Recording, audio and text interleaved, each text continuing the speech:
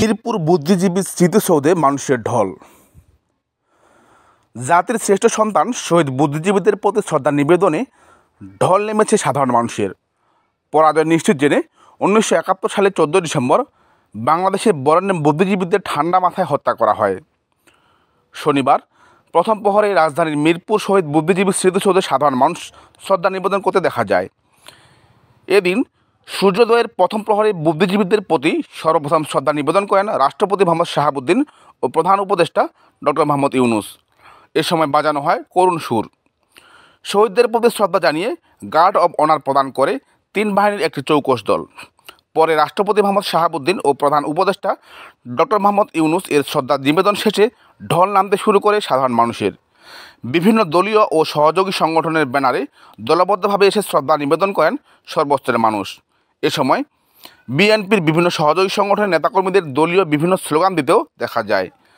মহান মুক্তিযুদ্ধে পরাজয় নিশ্চিত জেনে 1971 সালে এই দিনে দখলদার পাকিস্তানি হানাদার বাহিনী বাঙালি জাতিকে মেধাশূন্য করার ঘৃণ চক্রান্ত সময় দেশীয় দোসর রাজাকার আল বদর আল শামসের নিয়ে শিক্ষক, বিজ্ঞানী, সাহিত্যিক, সাংবাদিক, শিল্পী, চিকিৎসক, প্রকৌশলী, আইনজীবী, ক্রীড়াবিদ ও সরকারি কর্মকর্তা সহ বহু মানুষকে হত্যা করে তারা।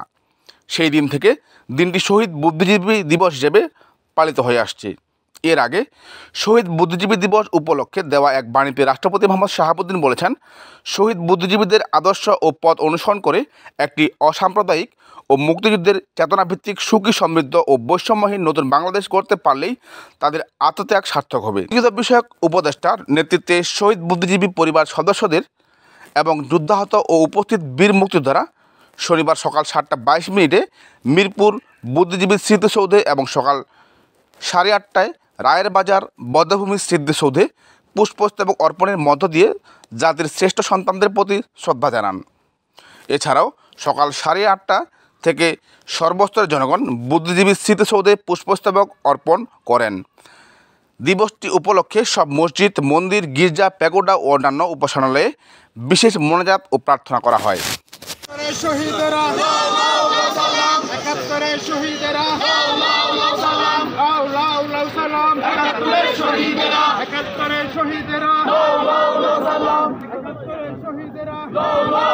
সময় পাকিস্তানি হানাদার বাহিনী 10 ডিসেম্বর থেকে 14 ডিসেম্বরের মধ্যবর্তী সময়ে দেশের প্রথম শ্রেণীর চাকরিজীবী, বুদ্ধিজীবী তাদেরকে নির্মমভাবে নৃশংসতার সহিত হত্যা করে।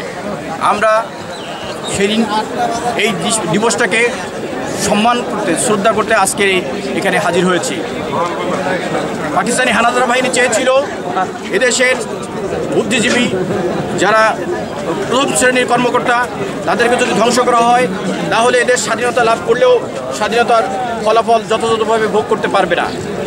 তাদের এই নীল নকশা বাস্তবায়িত হয়নি।